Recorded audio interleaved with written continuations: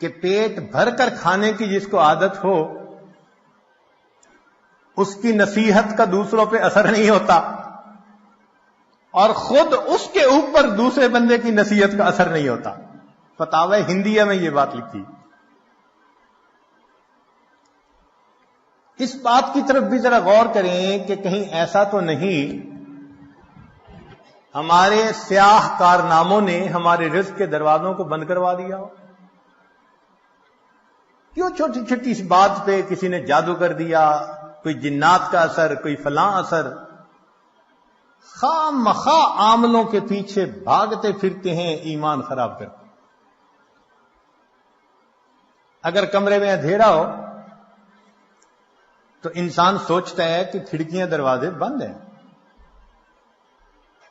یہ نہیں کبھی سوچتا کہ کسی نے کوئی عمل کر دیا، کمرے میں اندھیرا ہو گیا۔ ایک کھڑکی کھولتا ہے، ادھر سے روشنی نہیں آ رہی، دوسری کھڑکی کھولتا ہے، تازہ ہوا نہیں آ رہی، دروازہ کھول دیتا ہے۔ ہم بھی سوچیں کہ ہمارے اوپر اگر یہ معاملہ ہے تو ان دروازوں کو کس چیز نے بند کیا، اور اب ان دروازوں کو ہم کیسے کھول سکتے ہیں؟ نکتے کی بات، تدبیر پیالہ ہے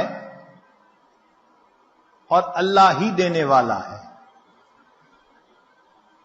تدبیر پیالہ ہے اور اللہ ہی دینے والا ہے۔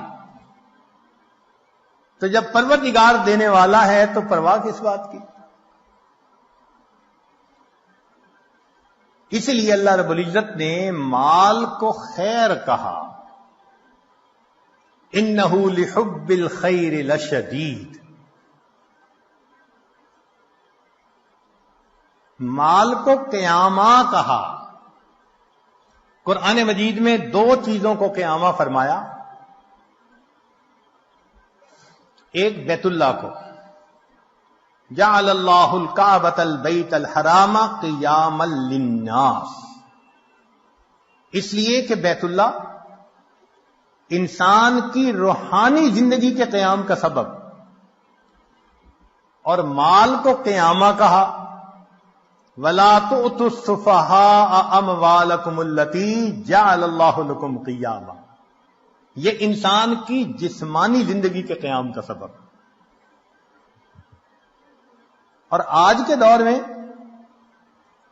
مال انسان کے ایمان کے لیے ڈھال ہے۔ آج کے دور میں مال انسان کے ایمان کے لیے ڈھال ہے، ورنہ جس کے پاس مال نہیں وہ تو لوگوں کی جیب کا رومال ہے۔ جیب کا رومال ناک صاف کی پھینک دیا۔ غریب آدمی کا آج یہی ہے، لوگ مطلب نکالتے ہیں ایک طرف، حیثیت ہی نہیں معاشرے میں۔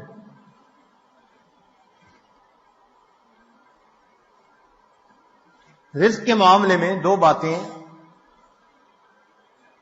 اہم ہیں۔ ایک تو یہ کہ رزق بھی انسان کو تلاش کرتا ہے، موت بھی انسان کو تلاش کرتی ہے، مگر رزق موت سے زیادہ تیز رفتار ہے، موت سے پہلے بندے تک پہنچتا ہے۔ اور دوسری اہم بات کہ سود کا کام کرنے سے انسان اللہ کا دشمن بنتا ہے، اللہ سے جنگ کرتا ہے۔ جو چٹان سے سر مارے گا سر ہی پھوڑے گا، جو اللہ سے جنگ کرے گا اپنی تباہی کا خود ذمہ دار۔ ظاہر آنکھ کیوں دیکھتی ہے؟ بینک سے قرضہ لے لو، بزنس اچھا چلے گا۔ ان بینک کے قرضوں کے پیچھے ہم نے ہزاروں کو بینک رپٹ ہوتے ہوئے دیکھا ہے۔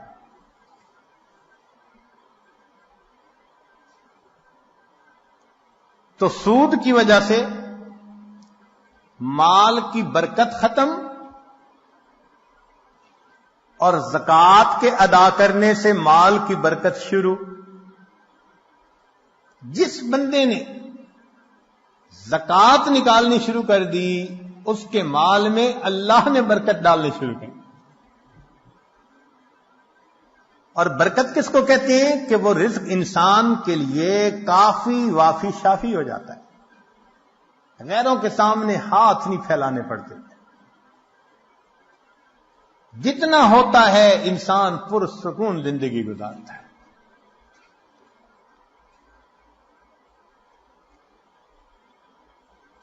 آج کے دور کا سب سے بڑا فتنہ یہی، یا لیت لنا مثل ما اوتی قارون، اے کاش ہمیں بھی وہ ملتا جو قارون کو ملا تھا.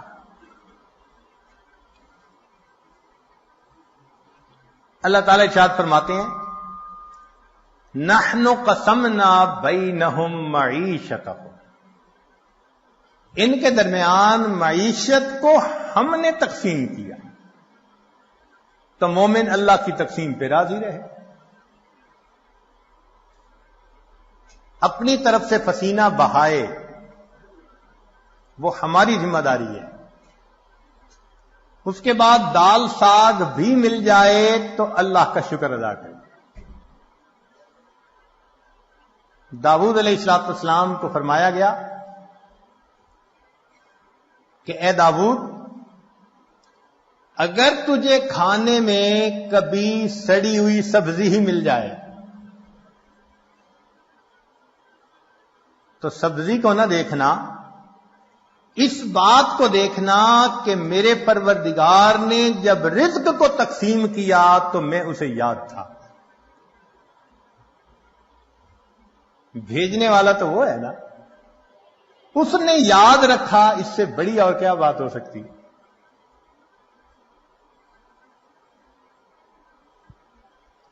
اس لیے مال کی طلب میں اجمال ہو، اضطراب نہیں ہونا چاہیے.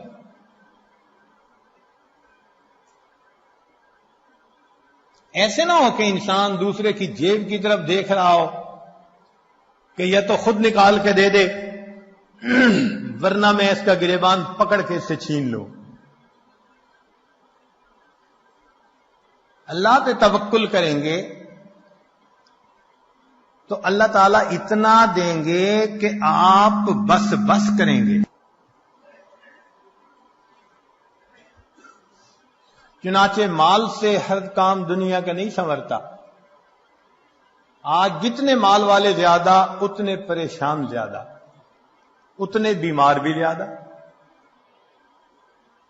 مال سے انسان اینک تو خرید سکتا ہے، بہنائی تو نہیں خرید سکتا. مال سے انسان اچھی غذا تو خرید سکتا ہے، اچھی صحت کو تو نہیں خرید سکتا. مال سے انسان اچھے کپڑوں کو تو خرید سکتا ہے، خوبصورتی کو تو نہیں خرید سکتا. مال سے انسان دوائیاں تو خرید سکتا ہے، صحت کو تو نہیں خرید سکتا. اور مال سے انسان جسم کو تو خرید سکتا ہے، کسی کے دل کی محبت کو تو نہیں خرید سکتا. کتاب کو تو خرید سکتا ہے، علم کو تو نہیں خرید سکتا. تو دنیا میں بھی مال سے ہر کام نہیں ہوتا. اس لیے جتنا اس کا مقام ہے اس کو وہیں پہ رکھا جائے. اللہ تعالی ارشاد فرماتے ہیں وَمَا خَلَقْتُ الْجِنَّ وَالْإِنسَ إِلَّا لِيَعْبُدُونِ، کہ انسانوں اور جنوں کو عبادت کے لیے پیدا کیا. ما اريد منهم من رزق وما اريد ان يطعمون، ان سے روزی کموانا تو نہیں چاہتے. ہم نہیں چاہتے کہ گدھے کی طرح صبح سے لے کے شام تک جتا رہے اور نمازوں کی ہوش ہی نہ ہو. مقصد کو مقدم کرنا چاہیے.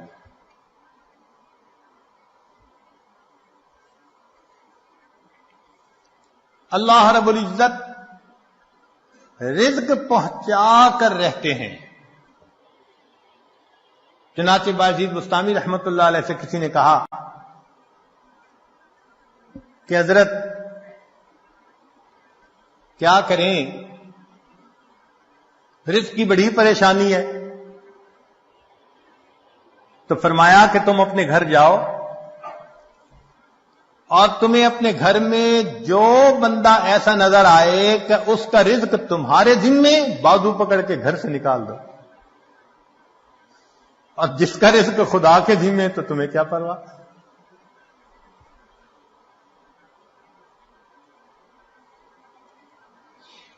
باجید بستامی رحمت اللہ علیہ فرماتے تھے اگر اللہ تعالیٰ ساری مخلوق کو میری عیال بنا دے اور ساری زمین کو تانبے کی بنا دے اور آسمان سے ایک قطرہ بھی بارش کا نہ ٹپ کے، مجھے اتنے عیال کی روزی کی پریشانی نہیں، میرا مولا روزی پہنچا دے گا. ایسا یقین تھا ہمارے بزرگوں کو اللہ رب العزت کی ذات پر.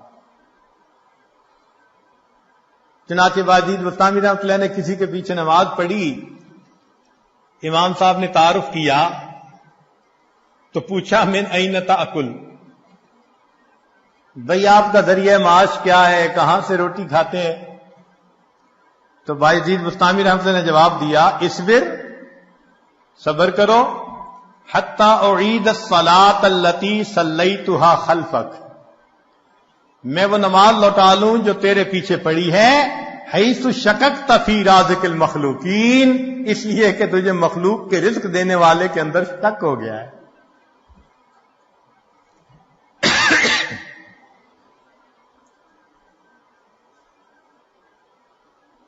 بنو کا ایک نشئی تھا تو کسی نے کہا کہ آٹا مہنگا ہو گیا، کہنے لگا اپنے لیے قیمت بڑھائی ہے، ہمیں تو روزی اسی نے دینی ہے. ایک نشئی کا اللہ پہ توکل دیکھو کہ جی آٹا مہنگا ہو گیا، کہتے اپنے لیے قیمت بڑھائی ہے، ہمیں تو روزی دینی ہے نا. اللہ کے پیارے حبیب صلی اللہ علیہ وسلم نے اپنی تعلیمات میں اس رزق کی پریشانی کے بھی اسباب بتلا دیے کہ یہ پریشانی کیسے دور ہو سکتی ہے. چنانچہ قرآن و احادیث میں سے 16 ایسے نکتے ہیں جو ہم نے آج جمع کیے. ان کو سمجھ لیں کہ یہ چابیوں کا ایک گچھا ہے، 16 کنجیاں ہیں، ہر کنجی رزق کا دروازہ کھولتی ہے. اور یہ بتانے والا کوئی عام عامل نہیں ہے، یہ سید الاولین والآخرین اللہ کے پیارے حبیب صادق الامین، جس زبان سے ہمیں قرآن ملا اسی زبان سے ہمیں نبی علیہ السلام کا فرمان ملا. انہوں نے یہ بات بتائی تو دلوں میں ہم یقین کر کے ان باتوں کو سنیں اور ان اعمال کو اپنائیں اور رزق کے دروازوں کو آنکھوں سے کھلتا دیکھیں.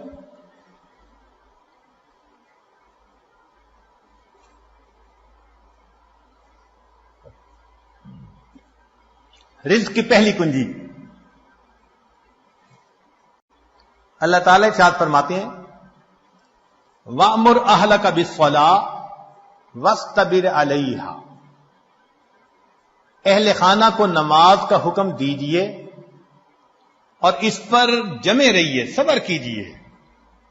لا نسألک رزقا، ہم آپ سے رزق نہیں چاہتے، نحن نرزقک، رزق ہم پہنچائیں گے.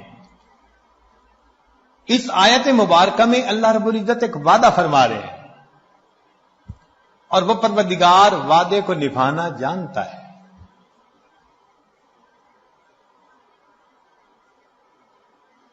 تو معلوم ہوا کہ جس گھر کے سب مرد عورتیں اہتمام کے ساتھ نماز پڑھیں، ایک ہوتی ہے گنڈے دار نماز، مرد ہیں تو جماعت نماز کا اہتمام نہیں، عورتیں ہیں تو گھر کے کام مقدم، بس بھاگی دوڑی میں قضا ہوتے ہوتے نماز. ایسی نماز نہیں، اہتمام کے ساتھ نماز.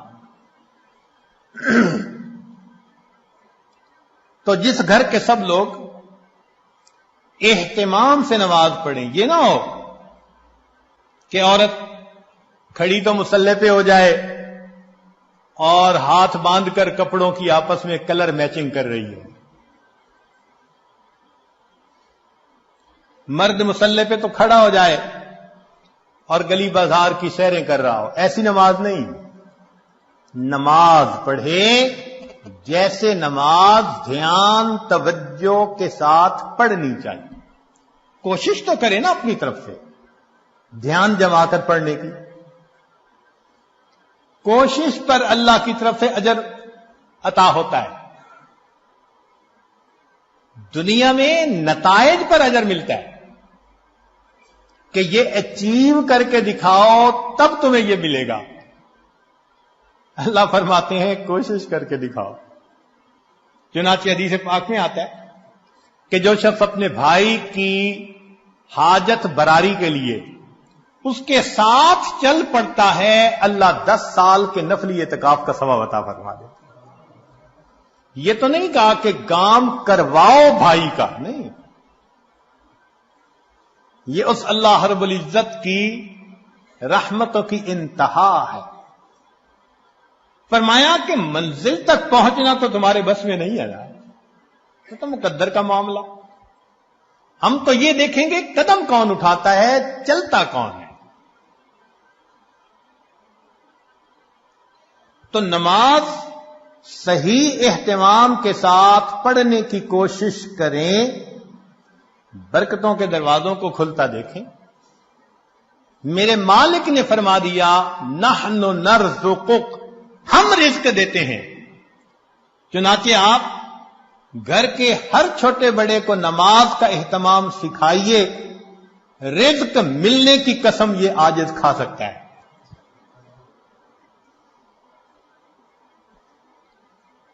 ماسٹر کی ہے رزق کی. کاروبار، نوکری، کوئی بھی مسئلہ ہو رزق کا، اہتمام نماز سے اللہ رب العزت مسئلوں کو حل فرما دیتے. دوسرا عمل کثرت استغفار. قرآن مجید میں ارشاد فرمایا فَقُلْتُ اسْتَغْفِرُوا رَبَّكُمْ إِنَّهُ كَانَ غَفَّارًا يُرْسِلِ السَّمَاءَ عَلَيْكُمْ مِدْرَارًا وَيُمْدِدْكُمْ بِأَمْوَالٍ. تو کثرت ذکر سے اللہ فرماتے ہیں میں مال کے ذریعے سے تمہاری مدد کروں گا.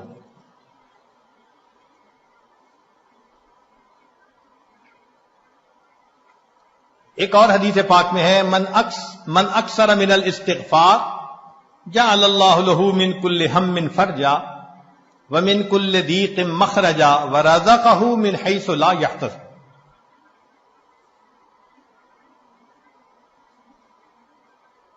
امام قرطبی رحمۃ اللہ علیہ فرماتے ہیں گناہوں کی معافی مانگنے سے بارش ملتی ہے، اللہ رب العزت قوموں کے رزق کو وسیع فرما دیتے ہیں. تیسرا عمل انفاق فی سبیل اللہ، اللہ کے راستے میں نیک کاموں میں خرچ کرنا. چنانچہ اللہ رب العزت ارشاد فرماتے ہیں وما انفقتم من شیء فهو یخلفہ. تم اللہ کی راہ میں جو خرچ کرو گے اس کا بدلہ مل کر رہے گا، ریٹرن مل کر رہتا ہے. یہ نہیں ہو سکتا کہ اللہ کے راستے میں خرچ کرو اور ملے نہ اس کے بدلے. یہ جو انفاق ہے یہ لفظ بنا نفق سے. نفق کہتے ہیں سرنگ کو، اور سرنگ میں انسان ایک طرف سے داخل ہو کر نکلتا ہے پھر دوسرا داخل ہو سکتا ہے. تو فرمایا کہ تمہارے پاس جو پہلا رزق ہے اس کو نکالو گے تو دوسرا آئے گا نا.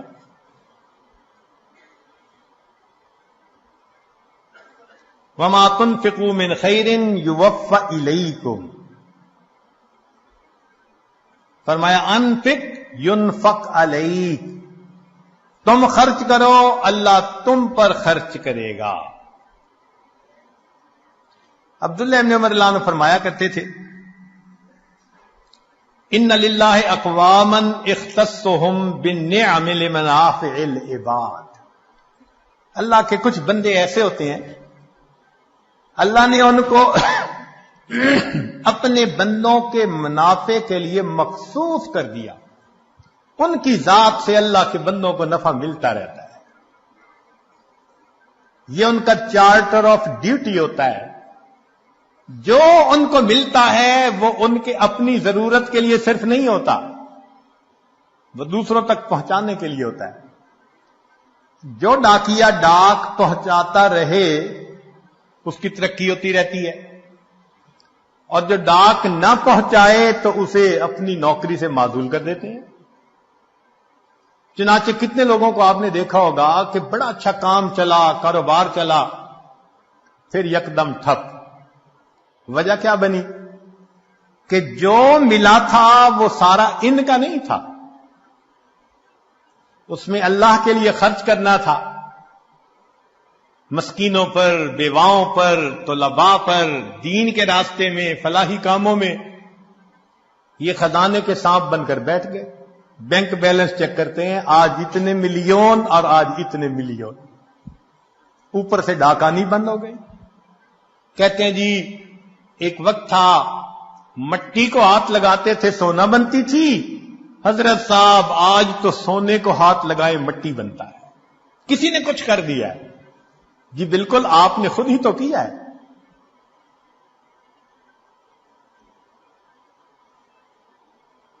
آپ کی تو بہترین نوکری لگی تھی کہ اللہ کے بندوں کو ان کا حصہ پہنچاؤ۔ کتنا پہنچانا تھا؟ پورے مال میں سے 2.5%، زکوٰۃ پورے مال میں سے 2.5%۔ سبحان اللہ، ہم نے دیکھا لوگ چاہتے ہیں بڑے کی نوکری کریں، چنانچہ چھوٹی کمپنی کی بجائے بڑی کمپنی کی نوکری، اور بڑی کمپنی کی بجائے ملٹی نیشنل کمپنی کی نوکری جی، اور زیادہ بینیفٹ ملیں گے۔ تو کیا اچھا کہ ہم سب سے بڑے کی نوکری کریں؟ سب سے بڑے کی نوکری یہ کہ جو اللہ نے مال دیا گن گن کر اس کی زکوٰۃ کو نکالیں۔ اللہ وہ پروردگار ہے جو 2.5% مال غریبوں تک پہنچانے کے بدلے امیروں کو 97.5% تنخواہ عطا۔ اتنا بڑا کوئی پے کرنے والا مالک دیکھا جو 97.5% تنخواہ پے کرے؟ یہ تمہاری تنخواہ ہے، اور ڈیوٹی اتنی ہے کہ 2.5% تم میرے جو محتاج بندے ہیں، ضرورت مندے ہیں، یہ تنخواہ ان تک پہنچائے۔ اب جو 2.5% کو بھی لے کے بیٹھ جائے تو پھر اس کی بجائے اللہ تعالیٰ رزق کسی اور کے ذریعے سے پہنچا دیں گے۔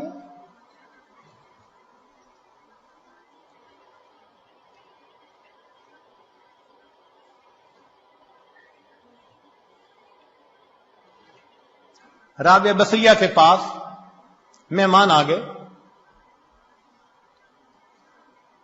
اتنی دیر میں دروازہ کھٹکھٹایا گیا، خادمہ نے کہا جی کہ کوئی بندہ کھانا لایا ہے۔ فرمان لگی گنو کتنی روٹیاں؟ اس نے کہا 9۔ کہنے لگی یہ میرا حصہ نہیں، کسی اور کا ہے، اسے کہو جاؤ۔ دوبارہ دروازہ کھٹکھٹایا، کوئی بندہ کھانا لایا ہے، روٹیاں گنو۔ اس نے کہا جی 9۔ بھئی میرا حصہ نہیں کہہ دیا، اس کو جو جاؤ کسی اور کا ہے۔ پھر تھوڑی دیر بعد تیسری مرتبہ دروازہ کھٹکھٹا، خادمہ نے کہا جی کہ پھر کوئی بندہ روٹی لایا ہے، کتنی؟ 9۔ اس نے کہا میرا حصہ نہیں، جاؤ اس کو کہہ دو چلا جائے۔ اس نے کہا کیوں نہیں لے رہی، مہمان بھی تو ہیں۔ اس نے کہا دیکھو میرے پاس آج صبح 1 روٹی تھی، سائل آیا تھا، میں نے اللہ کی رضا کے لیے 1 روٹی دے دی، میرے اللہ کا وعدہ ہے من جاء بالحسنۃ فلہ عشر امثالھا، 10 گنا ملے گا۔ 9 روٹیاں میری نہیں ہو سکتی، خادمہ نے ہاتھ جوڑ دیے، مجھے بھی بھوک لگی ہوئی تھی، 1 روٹی میں خود رکھ رہی تھی، یہ 10 ہی ہیں۔ ایسا کامل یقین اللہ کے وعدوں پر۔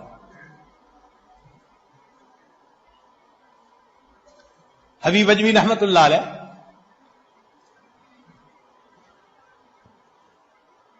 بیوی نے آٹا گوندا، پھر تنور جلانے کے لیے لکڑیاں کاٹنے گئی، پیچھے سے سائل آ گیا۔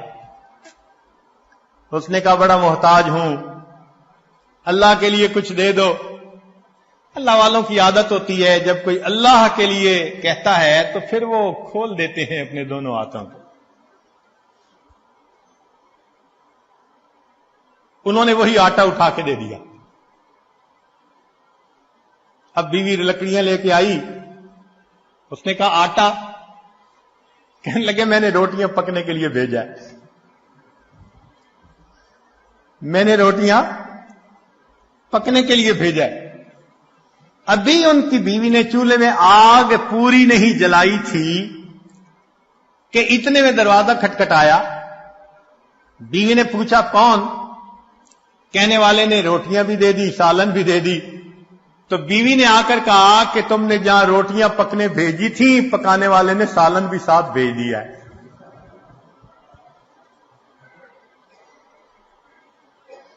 اللہ کے راستے میں خرچ کرنے کی ایک حلاوت ہے، وہ حلاوت جس کو مل جائے اس کو پھر فکر نہیں ہوتی، سب غموں سے آزاد۔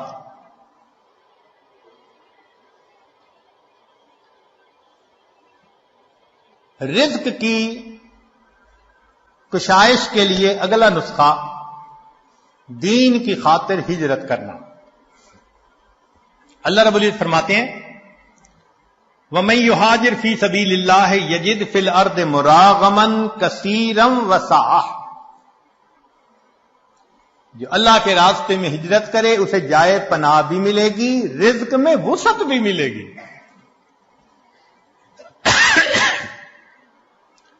رزق بڑھانے کی اگلی کنجی تقوی کا اختیار کرنا۔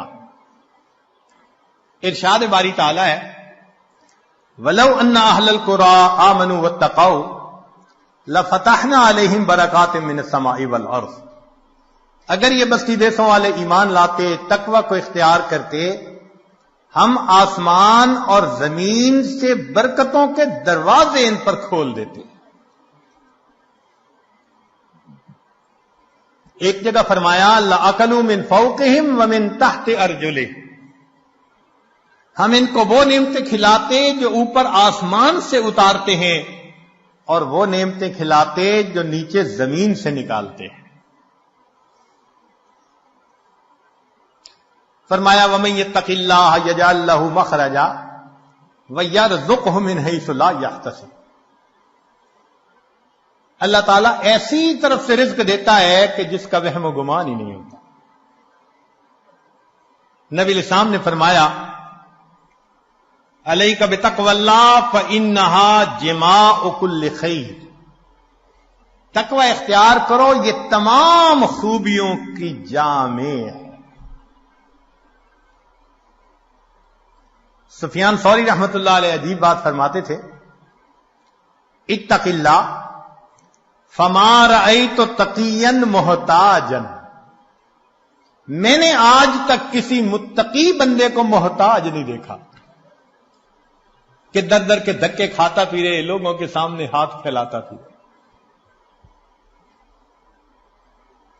آپ بتائیے، آپ نے بھی بڑی دنیا دیکھی، سمجھدار ہیں، عقل مند ہیں، تعلیم یافتہ ہیں، آپ نے اپنی زندگی میں کسی حافظ با عمل یا عالم با عمل کو بھوکا پیاسا ایڑیاں رگڑتے مرتے دیکھا ہے تو بتا دیجئے۔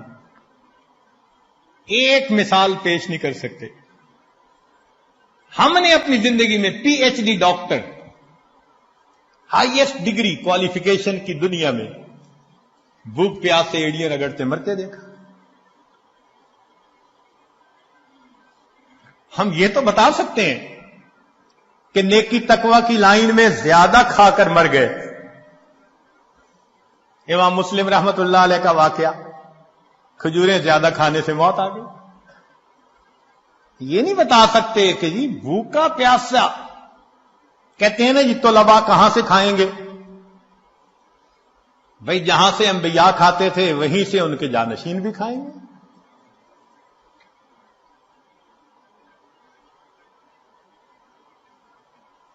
تو موٹی سی بات ہے کہ رزق اللہ دیتا ہے، تقوی کی وجہ سے اللہ رزق کے دروازے کھول دیتے ہیں. پانچویں بات، کثرت عبادت. حدیث مبارکہ، ابن آدم تفرغ لعبادتی املأ صدرک غنا واسد فقرک. اے اولاد آدم، تو اپنے آپ کو میری عبادت کے لیے فارغ کر، میں تیرے سینے کو غنا سے بھر دوں گا، تیرے فقر کو بند کر دوں گا. کتنے کھلے اور صاف لفظوں میں، لاؤڈ اینڈ کلیئر بتایا جا رہا ہے، عبادت کرو، ہم تمہارے فاقے کے راستے بند کریں گے، تمہیں غنا عطا فرما دیں گے. اس کی مثال یوں سمجھیے کہ ہم نے عام گھوڑے کی قیمت کا ایک دفعہ پتہ کیا تو 20 سے 25 ہزار میں گھوڑا مل جاتا ہے. اور ایک ہوتے ہیں دوڑ جیتنے والے گھوڑے، ان کی قیمت لاکھوں میں. ہمارے بہت قریبی چودھری صاحب فرمانے لگے جی ہمارے گھوڑے کی قیمت 25 لاکھ روپیہ لگی، ایک گھوڑے کی قیمت. تو عام گھوڑے 20,000، بھاگنے جیتنے کے مقابلے کرنے والے 25 لاکھ. اب اگر 25 لاکھ والے گھوڑے کے مالک کے پاس کوئی جائے، جی میری گدا گاڑی کا کچھ کام ہے، گھوڑا دے دو، میں نے گدے گاڑی میں استعمال کرنا ہے، تو وہ ہنس کے کہے گا تمہارا دماغ ٹھکانے ہے، دوڑ کا مقابلہ جیتنے والے گھوڑے کو گدے گاڑی میں باندھو گے. جس طرح دنیا دار انسان دوڑ کا مقابلہ جیتنے والے گھوڑے کو گدے گاڑی میں باندھنا پسند نہیں کرتا، اللہ کی قسم اللہ رب العزت دین پہ چلنے والوں کو دنیا کی گدے گاڑی میں باندھنا پسند نہیں فرماتے.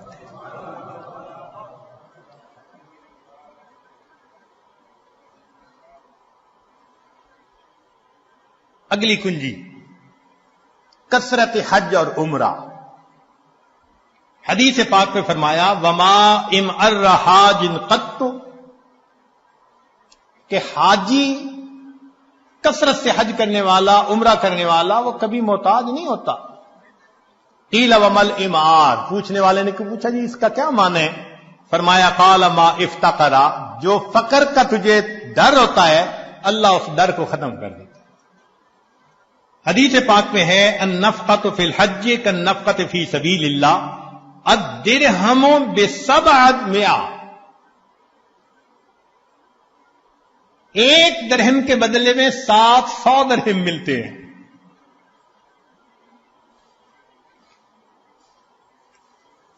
رزق کی ایک اور کنجی، صلہ رحمی. ابو ہریرہ رضی اللہ عنہ فرماتے ہیں، بخاری شریف کی روایت، من احب ان یزاد فی عمرہ ویزاد فی رزقہ فلیصل رحمہ، جو چاہے کہ میرے عمر زیادہ ہو اور میرا رزق زیادہ ہو، اس کو چاہیے کہ رشتہ داروں کے ساتھ اچھا سلوک رکھے. آج اگر رزق کی شکایتیں زیادہ ہیں تو دوسری طرف معاملات بھی دیکھو، بہن سے نہیں بولتے، بھائی سے نہیں بولتے، پھپھو سے لڑائی، چچا سے لڑائی، ان کے گھر کا کھانا نہیں کھاتے، پانی نہیں پیتے، کچھ پڑھ کے نہ پلا دیں. شریعت جن رشتہ داروں کو جوڑنے کا حکم دیتی ہے وَيَقْطَعُونَ مَا أَمَرَ اللَّهُ بِهِ أَن يُوصَلَ،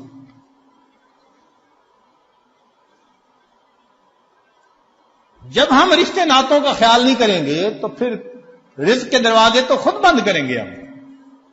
ہاں، اگر دین کا کوئی ایسا معاملہ ہے تو سلام دعا تو سب کے ساتھ رکھیے نا. سلام کرنا، حال احوال پوچھنا، یہ تو لازم ہے. زیادہ قرب کا تعلق رکھنا نہ رکھنا یہ بندے کا اپنا چوائس ہوتا ہے. ایک اور حدیث میں فرمایا من سرہ ان یمد لہ فی عمرہ، جسے یہ بات اچھی لگے کہ اس کی عمر بڑی ہو، ویوسع لہ فی رزقہ، اس کے رزق کو اللہ کھلا کر دے، وتدفع عنہ میتۃ السوء، اور اللہ اسے بری موت سے بچا لے، فلیتق اللہ ولیصل رحمہ، وہ اللہ سے ڈرے اور صلہ رحمی کرے، اللہ تعالیٰ تینوں انعام عطا فرما دیں گے. 8ویں بات، کمزوروں سے حسن سلوک. اللہ تعالیٰ ارشاد فرماتے ہیں لعلکم ترزقون بضعفائکم، کہ جو تم میں سے کمزور ہوتے ہیں نا ان کی وجہ سے تمہیں رزق ملتا ہے اور تم ان پر خرچ کرتے ہوئے پریشان ہوتے ہو. سچی بات تو یہ ہے کہ رب کریم نے ارشاد فرما دیا وَلَوْ يُؤَاخِذُ اللَّهُ النَّاسَ بِمَا كَسَبُوا، اگر اللہ تعالی عملوں کے اوپر پکڑ فرماتا، ما ترک علی ظہرہا من دابہ، زمین کے اوپر کوئی جاندار نہ باقی بچتا. ہمیں جو مل رہا ہے وہ کون سا ہمارے اپنے اعمال کی وجہ سے؟ کیا پتا فقیر کی دعا لگ گئی ہو، کمزور کی دعا لگ گئی ہو، ہم نے کسی کو مورل سپورٹ دی اس کی دعا لگ گئی، کسی کے غم میں اس کا ساتھ دیا اس کی دعا لگ گئی. خوبصورتی دیکھیے دین اسلام کی. آج کون ہے جو یہ کہہ سکے جی کہ ہمیں دین یہ تعلیم دیتا ہے کہ تم اپنے کمزوروں کا خیال رکھو. اگلا عمل، اللہ پہ توکل. وَمَن يَتَوَكَّلْ عَلَى اللَّهِ فَهُوَ حَسْبُهُ،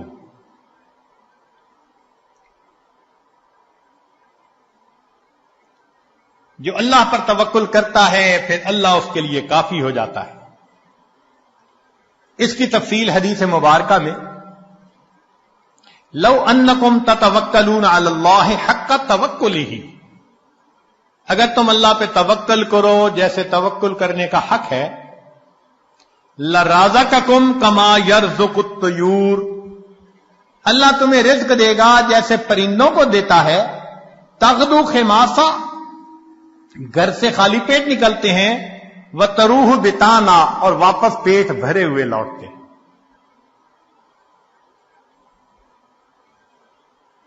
اگلا عمل، اللہ کی نعمتوں کا شکر ادا کرنا. چنانچہ فرمایا لا یرزق اللہ عبدا الشکر فیحرمہ الزیادہ لأن اللہ یقول لئن شکرتم لأزیدنکم. جس بندے کو شکر کی توفیق مل جائے اس کا رزق کم نہیں ہوتا، کیونکہ اللہ کا وعدہ ہے کہ جو شکر ادا کرتا ہے میں اس کے رزق کو، اس کے نعمتوں کو اور زیادہ کر دیتا. عمر بن عبدالعزیز رحمت اللہ علیہ کا ایک خوبصورت قول ہے قیدوا نعم اللہ بالشکر للہ، اللہ کی نعمتوں کو شکر ادا کر قید کر لو.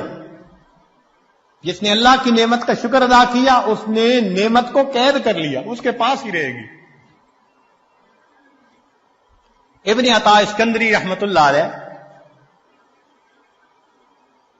ان کے حکم بہت معروف ہیں. ہمارے بزرگ علماء رمضان المبارک میں اس کی مستقل مجالس کیا کرتے تھے. ان کے حکم کو پڑھیں تو یوں لگتا ہے کہ اللہ نے اس امت میں بھی لقمان علیہ السلام کا ایک نمونہ پیدا کر دیا.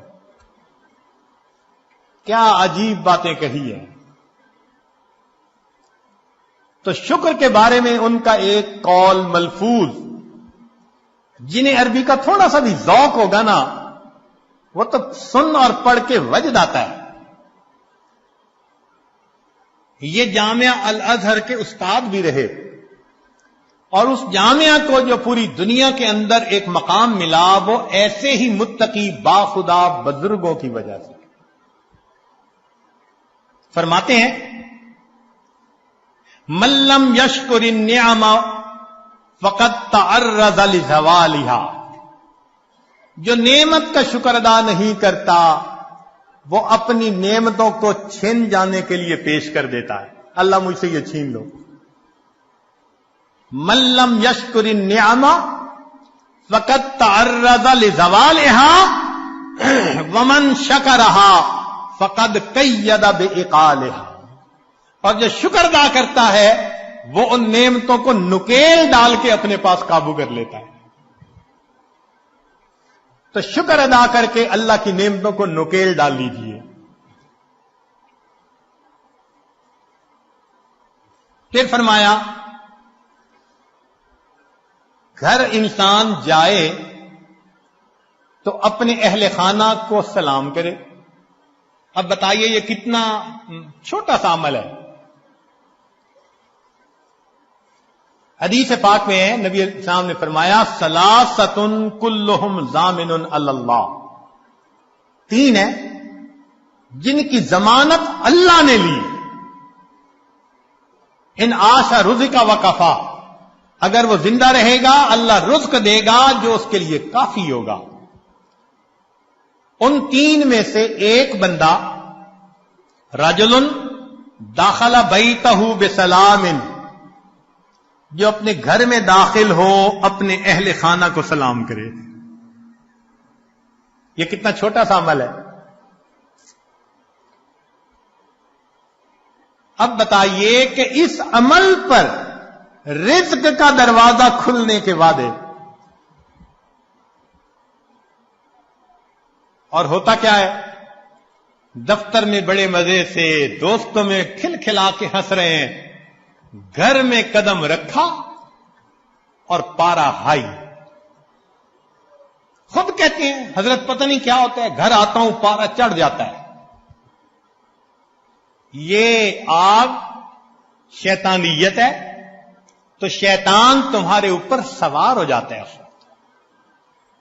اس کو گدھا ملا ہوا ہے، لہذا گھر میں داخل ہونے سے پہلے وہ گدھے پہ چھلانگ مار کے بیٹھ جاتا ہے.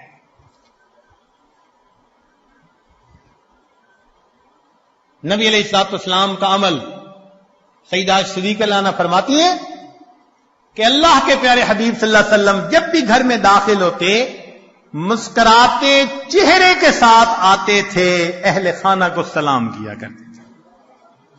اتنے سے عمل پہ رزق کی پریشانی ختم. اللہ اکبر کبیرہ.